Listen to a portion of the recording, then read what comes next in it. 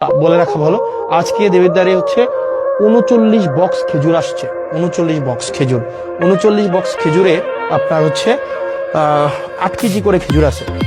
মানে এগুলো হচ্ছে গভর্নমেন্ট দেয়, মানে বিভিন্ন জায়গা থেকে এগুলো নিয়ে আসে। টোটাল হচ্ছে 39 বক্স খেজুর। আমি যদি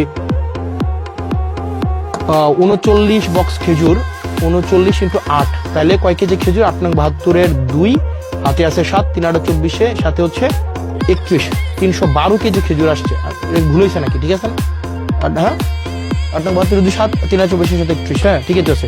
312 কেজি খেজুর আসছে। 12 কেজি খেজুর 15টা ইউনিয়নের যেই হচ্ছে মাদ্রাসাগুলো আছে, মাদ্রাসাগুলোতে হচ্ছে ভাগ করে দিবে, হয়তো 3 কেজি করে হয়তো পাইতে পারে আর কি।